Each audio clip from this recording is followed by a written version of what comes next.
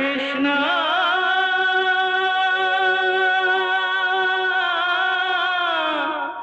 कृष्णा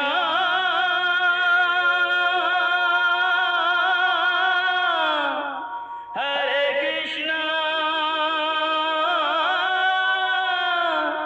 हरे हरे।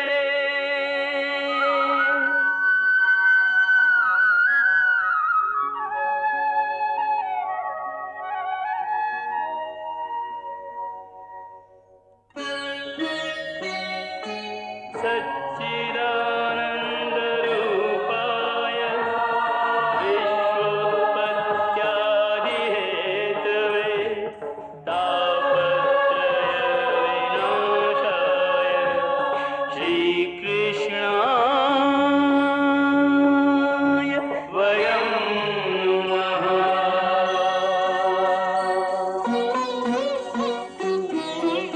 श्रीकृष्ण गोविन्द हरे मुरारे, हे नाथ नारायण वासुदेव। हरे कृष्ण राधे राधे कृष्ण कृष्ण कृष्ण राधे कृष्ण राधे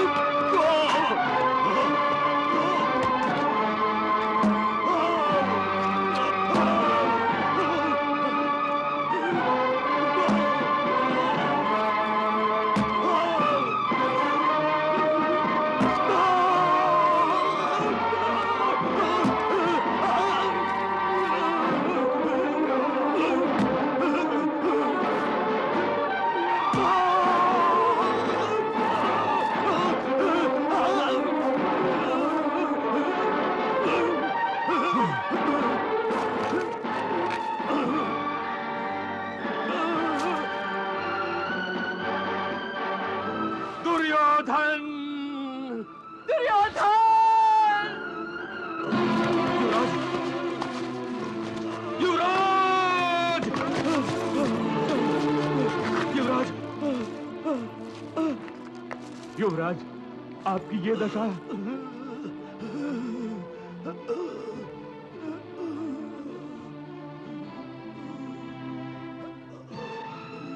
हमारे सामने हमारा सम्राट हिंसक पशुओं से घिरा धूल में पड़ा है और हम जीवित हैं। धिक्कार है हमारे जीवन पर, धिक्कार है हमारी वीरता पर और धिक्कार है हमारी मित्रता पर। मेरा प्रिय और अंतिम पुत्र दुर्योधन मृत्यु के द्वार पर खड़ा तिल तिल मर रहा है और मैं निस्सहाय अपाहिज बना बैठा हूँ, अपने आप को कोस रहा हूँ। महाराज, हम अपनी इच्छा से जीवित नहीं हैं, बल्कि हमारे भाग्य ने हमें दंड देने के लिए जीवित रखा है, ताकि हम अपने ही हाथों से अपने पुत्रों को तिलांजलि दे सके। तुम ठीक कह रही हो गांधारी। संसार में माता पिता के लिए सबसे बड़ी सजा यही होती है कि उनके जीते जी उनके पुत्रों की मृत्यु हो, उनकी अर्थी उठे।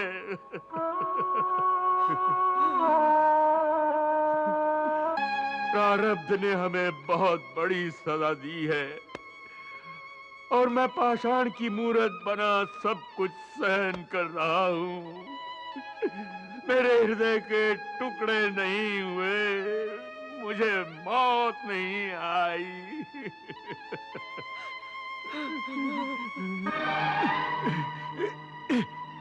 नहीं निकल सकते मेरे प्राण, नहीं निकल सकते। तुम्हें पीड़ित देखकर मेरी आत्मा भी छटपटा रही है मित्र। अश्वत्थामा, जिस प्रकार मेरा अंग अंग तड़प रहा है, उसी प्रकार तुम भी तड़प रहे हो। तुम्हारी छटपटाहट ही इस बात का प्रमाण है कि तुम मेरे परम मित्र हो। परंतु अश्वत्थामा, हाँ युवराज, मैंने तुम्हें कभी अपना मित्र नहीं समझा, परंतु मैंने तुम्हें सदा अपना मित्र माना है। युवराज, मुझे बताओ, मैं तुम्हारी ये पीड़ा किस प्रकार दूर कर सकता हूँ?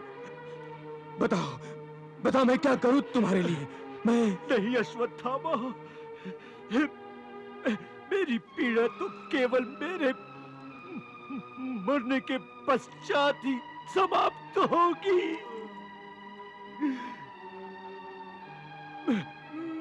मेरे मरने में मेरी सहायता करने के लिए एक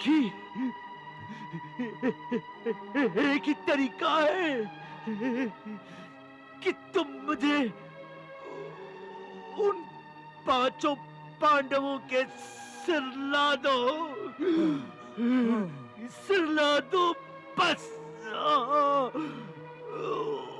उनको देखकर ही मेरी अंतरात्मा तक शांत हो जाएगी और मैं एक विजेता की भांति हंसता हंसता मर जाऊंगा।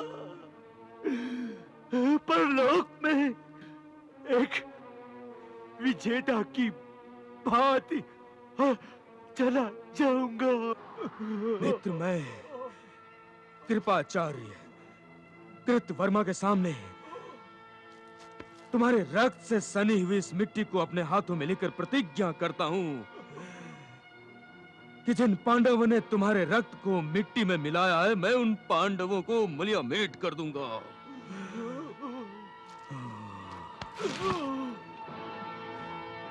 मैं आज रात ही इस अंधकार में पांडवों के शिविर में जाकर, जब वो सो रहे होंगे, मैं उन 5 पांडवों को मृत्यु की नींद सुला दूंगा। और इस अंधकार में 5 पांडवों की चिताओं के शोलों से निकलने वाले प्रकाश से दूर करूंगा इस अंधकार को। युवराज, मेरा विश्वास करो तुम। हाँ युवराज।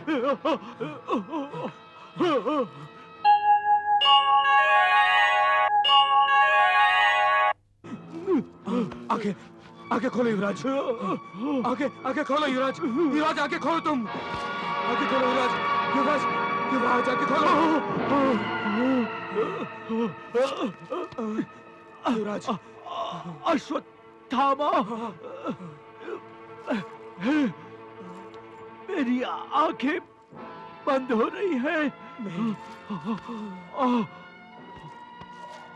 और यमराज के दूत मेरी आत्मा को खींच निकालने के लिए मेरे अचेत होने की प्रतीक्षा वैसे ही कर रहे हैं जैसे कोई गिद्ध किसी घायल योद्धा के मरने की प्रतीक्षा करते हैं। मित्र, हाँ युवराज, मैंने अपनी सांसों को अपनी हठ की जंजीरों में बांध रखा है परंतु यदि मेरी आंखें बंद हो गई और मैं अचेत हो गया तो यमदूत मुझे नहीं छोड़ेंगे। और फिर मैं इस दुख में कल्पांत तक तड़पता रहूंगा कि पांडवों का वध नहीं हुआ। मेरा विश्वास करो युवराज, मैं सूर्य की पहली किरण निकलने से पहले उन 5 पांडवों का वध करके ही लौटूंगा। हाँ युवराज, मुझे बस आज्ञा दीजिए। अवश्य अवश्य।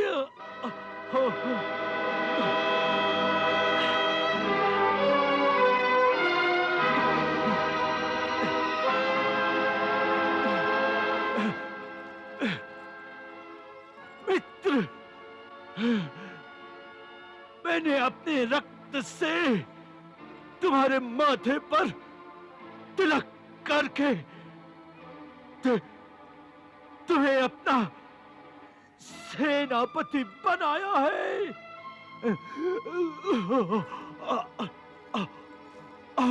और मेरे ये 2 योद्धाओं पर आधारित मेरा अपना सैन्य बल तुम्हारी कमान में दिया है। जाओ अश्वत्थामा, जाओ मेरी ओर से पांडवों से युद्ध करो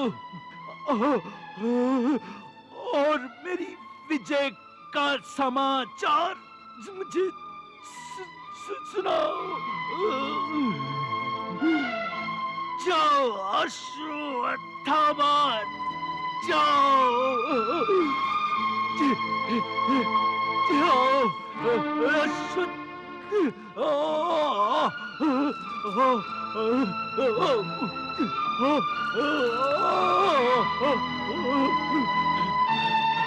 विजयी भव।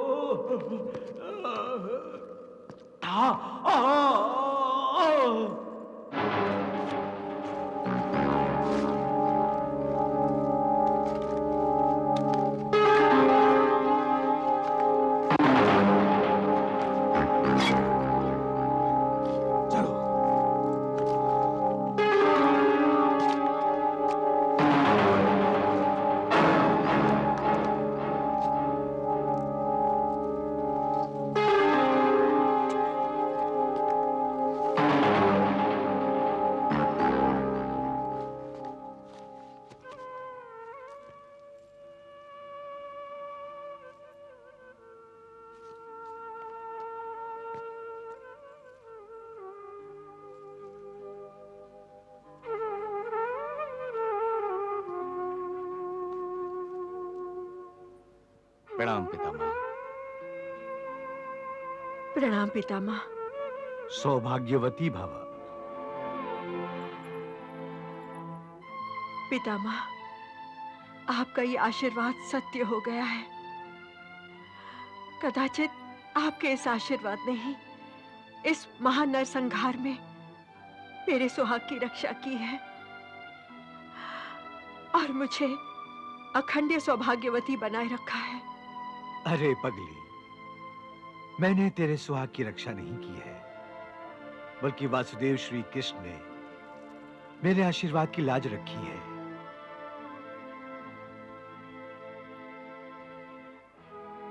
पांचाली, मैं तो तुम्हारे बंधे हुए बालों को देखकर ही समझ गया था कि प्रभु ने मेरे वचन को अपनी कृपा से सत्य कर दिया है। ये महायुद्ध पांडवों ने जीत लिया है। पांडवों की जीत का समाचार सुनकर मेरी आत्मा को परम संतोष प्राप्त हुआ है।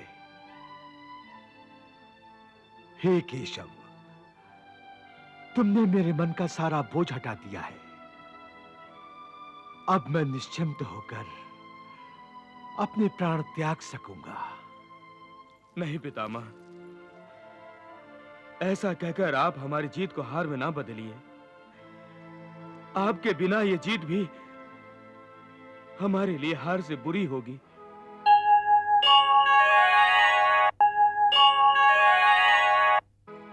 केशव, समझाओ अपने प्रिय शिष्य को।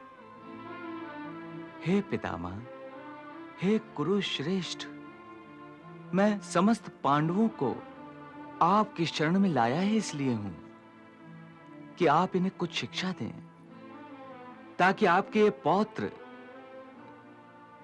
सत्य और न्याय का ध्वज लिए धर्म के पथ पर अग्रसर हों। हे केशव, मेरा प्रिय पुत्र युधिष्ठिर और समस्त पांडव तुम्हारे नेतृत्व में न्याय, धर्म, सत्य और सदाचार को प्रतिष्ठा प्रदान करेंगे, ये मेरा पूर्ण विश्वास है। परंतु युधिष्ठिर, जीवन की राहों में जाने अनजाने मुझसे जो भी गलतियां हुई हैं, उनसे तुम सदा ही बचना। मेरी तरह तुम उन्हें कभी दोहराना नहीं। पुत्र, मैं अपनी प्रतिज्ञाओं की जंजीरों में बंधा अपने कर्तव्य और धर्म से हमेशा भागता रहा। जब मेरे दोनों भाई चित्रांगद और विचित्र वीर की मृत्यु हो गई थी, तब माता सरस्वती ने मुझे राजपाट का उत्तरदायित्व सौंपना चाहा, परंतु मैंने अपनी प्रतिज्ञा के कारण राज्य सिंहासन को ठुकरा दिया था। तब मुझे इस प्रतिज्ञा का ज्ञान नहीं था कि मनुष्य की प्रतिज्ञा उसकी निजी समस्या होती है, परंतु जब देश पर, समाज पर संकट आए तो उसको अपनी प्रतिज्ञा तोड़ने में कोई संकोच नहीं करना चाहिए। ऐसा करने से कोई अधर्म नहीं होता। इस बात का उदाहरण वासुदेव श्री कृष्ण ने मुझे दिया था, जब युद्ध भूमि में वासुदेव ने अपनी प्रतिज्ञा तोड़कर हथियार धारण किया था। रुक जाओ केशव, रुक जाओ, रुक जाओ केशव, रुक जाओ माधव, रुक जाओ केशव, रुक जाओ। अपनी प्रतिज्ञा तोड़कर ये तुम क्या कर रहे हो? लोग क्या कहेंगे? लोग कहेंगे ना कि मैंने अपनी प्रतिज्ञा तोड़ दी। कल का इतिहास मुझे दोष देगा ना कि मैं कहता कुछ हूं और करता कुछ। ठीक है, मेरा नाम बदनाम होगा ना, तो हो जाने दो, परंतु मैं अधर्म को धर्म पर विजय प्राप्त नहीं करने दूंगा।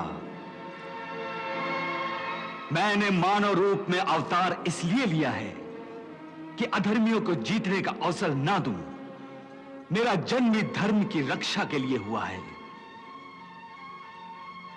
हे पार्थ, जब धर्म की रक्षा के लिए शेष कोई नहीं बचता, आशा की अंतिम किरण भी अधर्म के अंधकार में डूबने लगती है,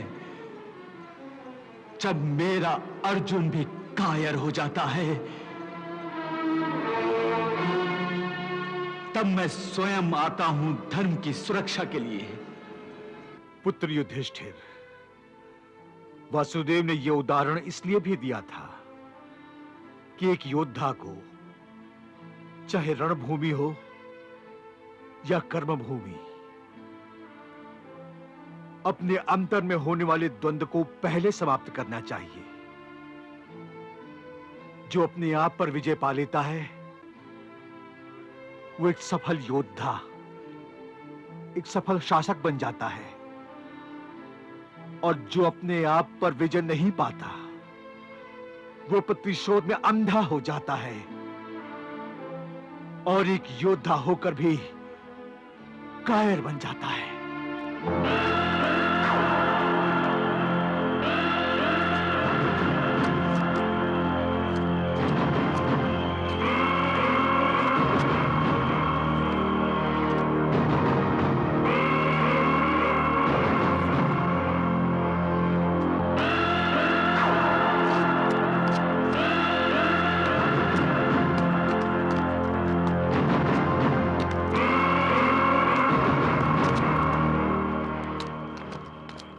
पितामह, आपने अपने ज्ञान के अनमोल मोतियों को मेरी झोली में डालकर मुझे धन्य कर दिया है। इन मोतियों की चमक से निकलने वाला प्रकाश सदा ही मेरा मार्गदर्शन करता रहेगा। पुत्र युधिष्ठिर, तुम धर्मराज हो, कुरुकुल का गौरव हो। तुमने कभी धर्म के विरुद्ध कार्य नहीं किया, परंतु फिर भी न जाने क्यों मेरे मन के किसी कोने में एक छोटी सी शंका है जो बार बार कांटे की तरह चुभ रही है। कैसी शंका पितामह? आप मुझे बताइए, मैं अवश्य उसे दूर करने का प्रयास करूंगा। पुत्र युधिष्ठिर, इस युद्ध के कारण मुझे शरशैया पर लेटना पड़ा। मेरे घाव तो सभी को दिखाई देते हैं, इसीलिए तुम सब मेरी पीड़ा को भली भांति समझते हो। परंतु इस कुल में दो व्यक्ति और हैं जिन्हें भाग्य ने दुखों की शरशैया पर लेटने को विवश कर दिया है।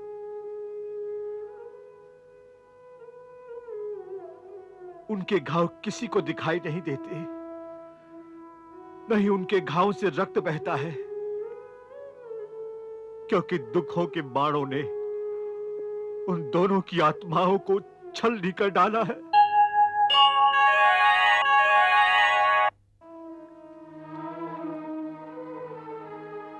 मैं जानता हूं पितामह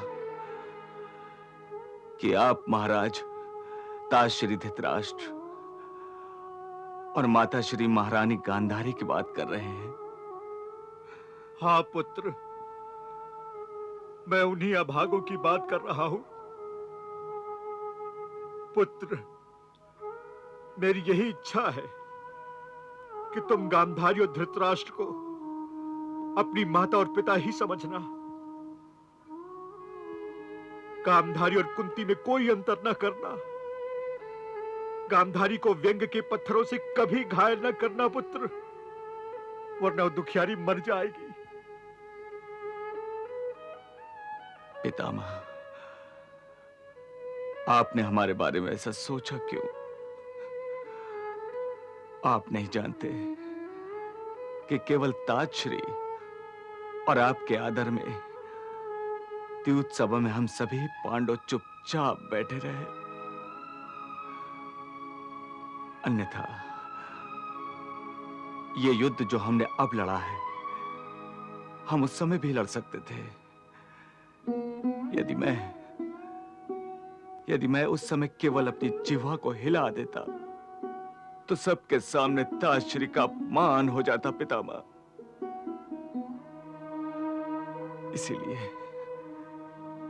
इसीलिए हमने वनवास जाना स्वीकार किया, परंतु अपने कुल श्रेष्ठ का अनादर करना स्वीकार नहीं किया पितामह, नहीं किया।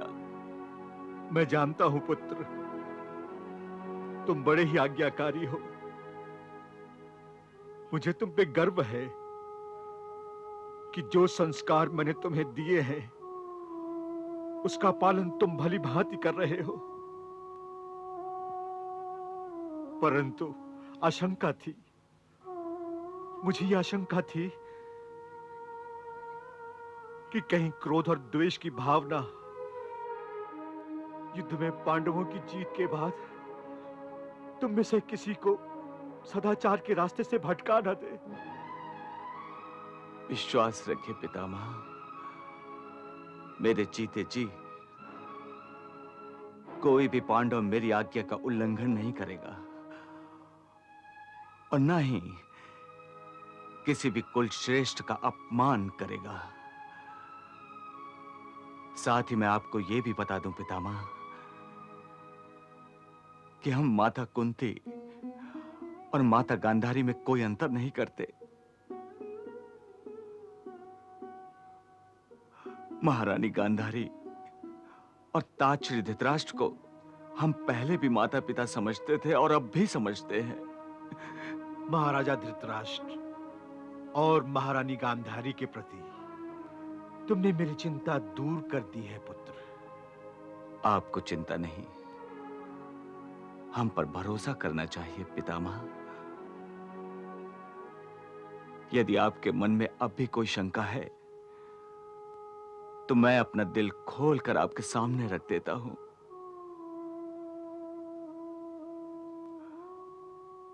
मैं पांडव ज्येष्ठ द्वारिकाधीश कृष्ण को साक्षी रखकर आपको यह आश्वासन देता हूं कि मैंने यह महायुद्ध जीता है, परंतु राज सिंहासन पर पहले की ही भांति तात श्री धृतराष्ट्र ही विराजमान रहेंगे। एक पिता के होते हुए किसी पुत्र को यह अधिकार नहीं होता कि वो राजा बनकर सिंहासन पर बैठे और उसका पिता राज दरबार में उससे नीचे किसी छोटे आसन पर बैठे। पितामह,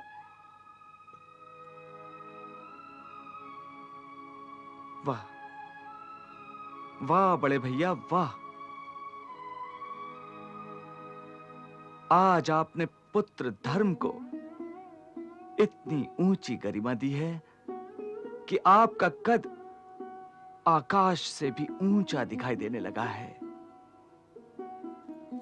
वाह,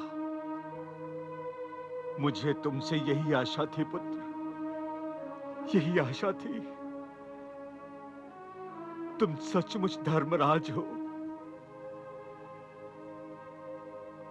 अब मैं निश्चिंत हो गया हूं। अब मुझे चैन से शरशैया पर नींद आएगी। आज रात मैं आराम से सोऊंगा। तो फिर हमें आज्ञा दीजिए पितामह।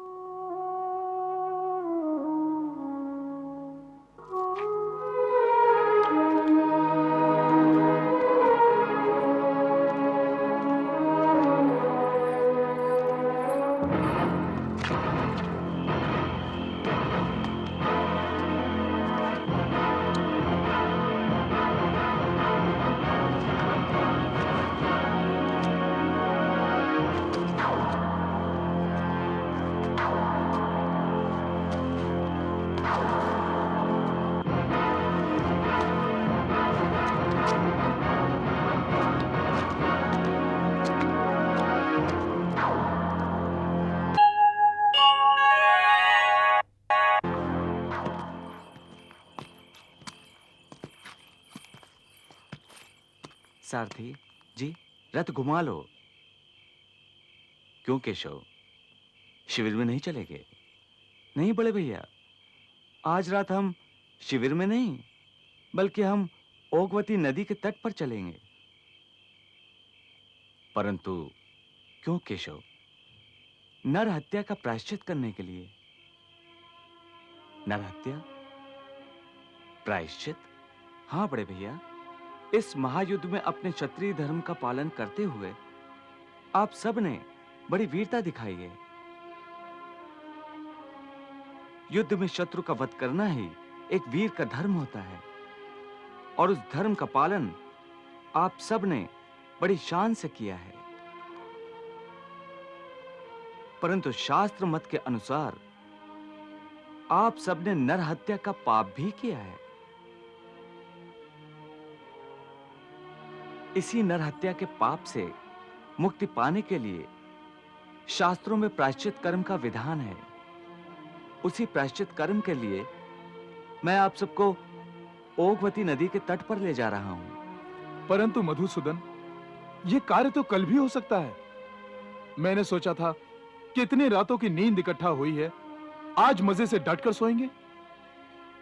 नहीं भीम भैया, आज रात एक सुनहरा अवसर है जिसे हमें खोना नहीं चाहिए। अर्थात ये कि आज अर्धरात्रि के समय अनुराधा नक्षत्र कुंभ राशि में प्रवेश करेगा। यह काल प्रायश्चित कर्म के लिए बड़ा शुभ माना जाता है। यहां तक कि जिसके हाथों नर हत्या का पाप हुआ, उसे उस पाप का प्रायश्चित करने के लिए इसी मुहूर्त की प्रतीक्षा करनी पड़ती है। जब अनुराधा नक्षत्र कुंभ राशि में प्रवेश करे, ये प्रभु की कृपा ही समझो कि ये युद्ध समाप्त होते ही ये मुहूर्त तुम्हें प्राप्त हो गया। इस दैवीय अवसर को हाथ से नहीं जाने देना चाहिए, अन्यथा इसके लिए फिर कई वर्षों तक प्रतीक्षा करनी पड़ती है। अब शीघ्रता से चलो, हमें बहुत दूर जाना है। चलो पांचाली।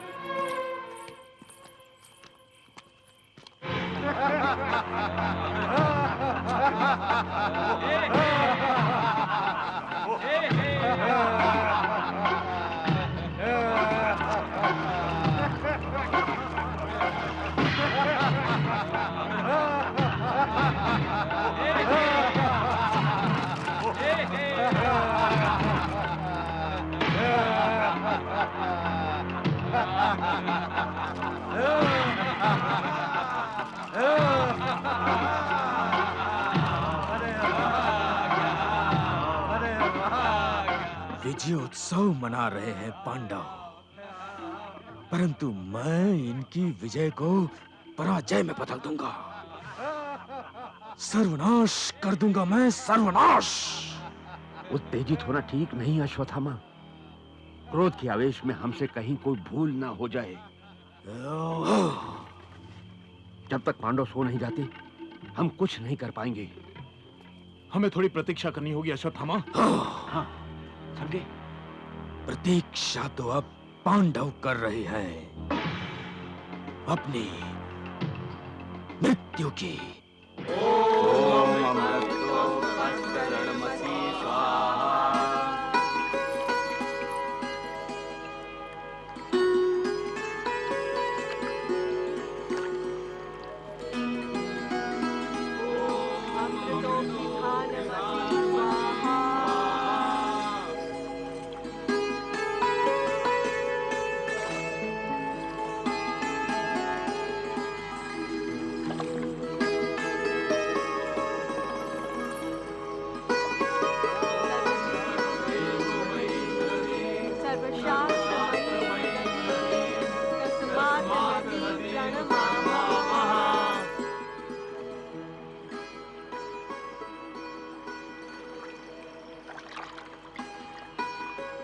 हे जलौघमयी नदी देवी, आप गंगा की ही प्रतिमूर्ति हो, इसलिए हमारे पाप शापों को तत्काल नष्ट करने की कृपा करें।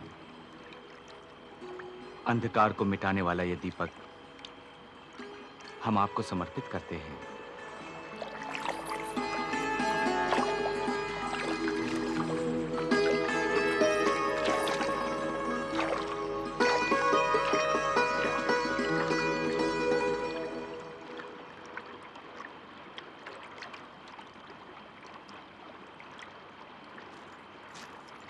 कितनी गहरी शांति है यहाँ।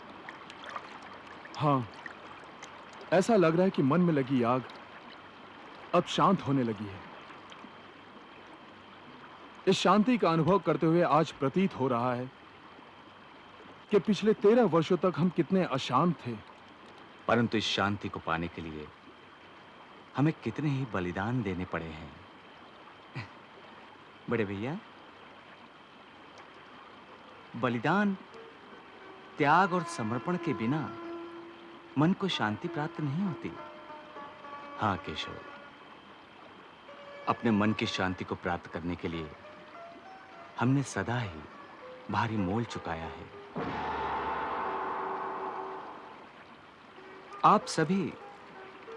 आप सभी के साथ जो कुछ भी अतीत में हुआ उसे आप भूल जाइए, क्योंकि अब आपको अपना खोया मान, सम्मान और अधिकार मिल गया है। हाँ केशव, हमें हस्तिनापुर से छल कपट से अपमानित करके निकाला गया था, परंतु अब हम हस्तिनापुर में सम्मान के साथ प्रवेश करेंगे। परंतु हस्तिनापुर में जाकर भी मेरे मन को शांति नहीं मिलेगी। परंतु क्यों भीमसेन? इसलिए कि हमारी शांति भंग करने वाला हस्तिनापुर का वो अंधा सम्राट अब भी वहां मौजूद है। ये अशांति उसके षड्यंत्रों ने तो फैलाई थी। जिस धरती पर उसके सांसों की दुर्गंध फैली हो, वहां मैं सुख और चैन की सांस कैसे ले सकता हूं? कैसे मेरे मन को शांति प्राप्त हो सकती है?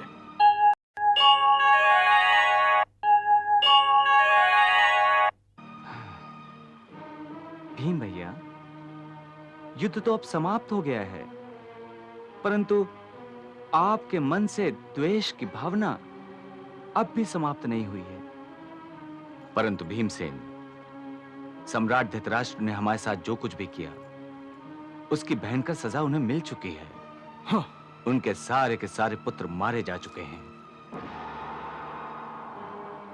परंतु जरा ये तो सोचो कि माता गांधारी का क्या दोष था, फिर भी उन्हें अपने सारे पुत्रों को खोना पड़ा। हाँ। मैं जब भी उस साध्वी के बारे में सोचता हूं तो मेरा मन कांप उठता है।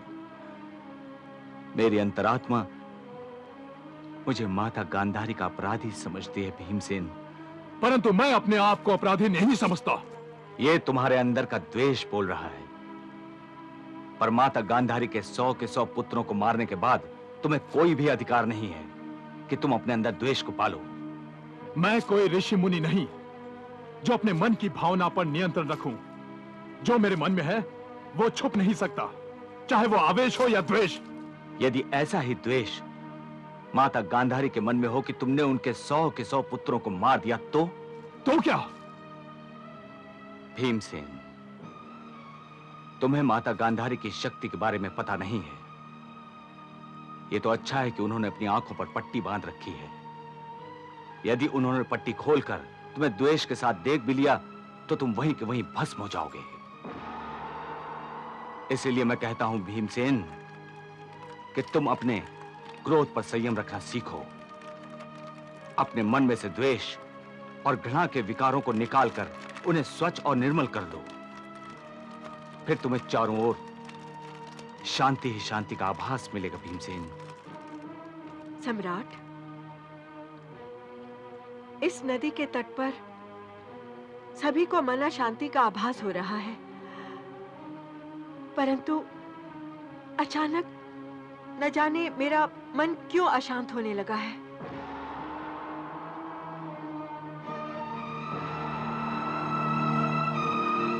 मेरे हृदय की धड़कनें बढ़ने लगी हैं। ऐसा लग रहा है जैसे कि मेरे अंतर से किसी अशुभ घटना का संकेत मिल रहा है।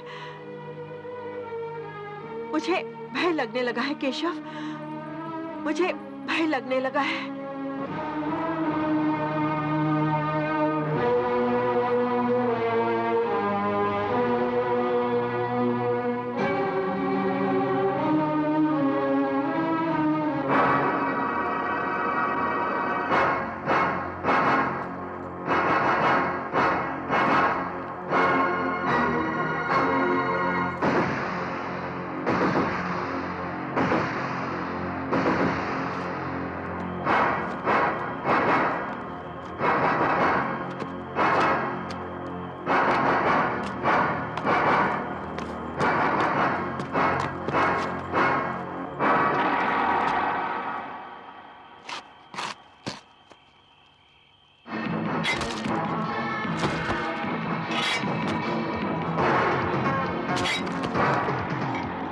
कौन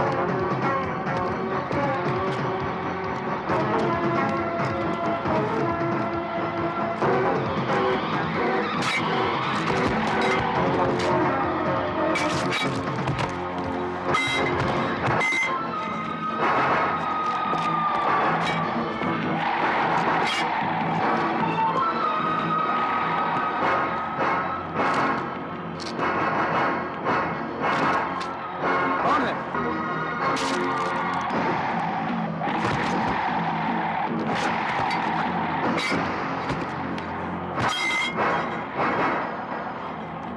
कौन है?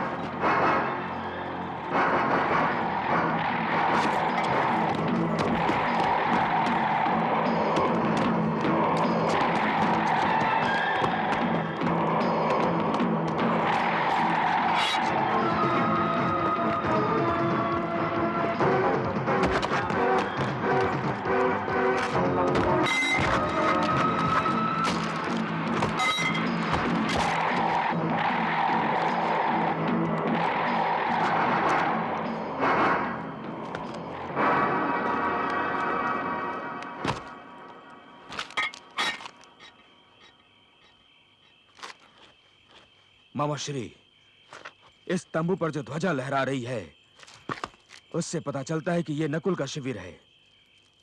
चलिए हम पांडवों के सर्वनाश की कहानी नकुल के वध से शुरू करते हैं। अवश्य प्रधान जी, अवश्य।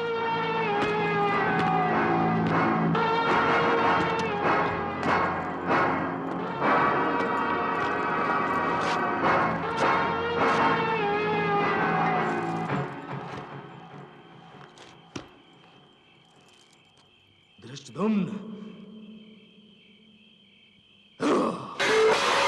कौन है? तुम्हारी मृत्यु। अश्वत्थामा?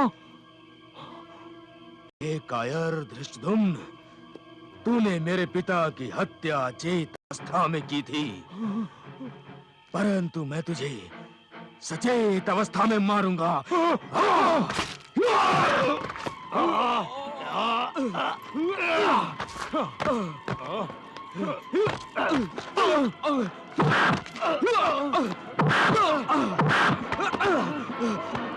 तूने मेरे पिता को अधर्म से मारा था, आज मैं तुझे अधर्म से ही मारूंगा। अधर्म का उत्तर अधर्म से दूंगा।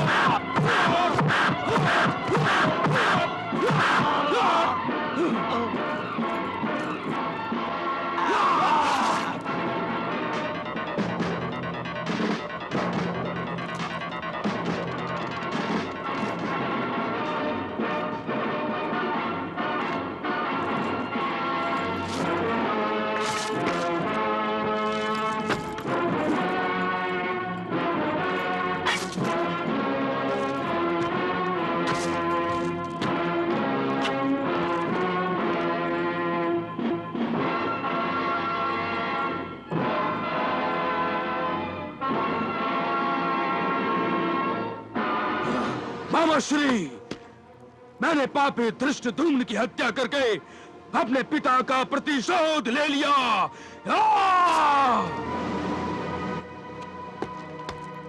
अश्वत्थामा, तुम? शिखंडी,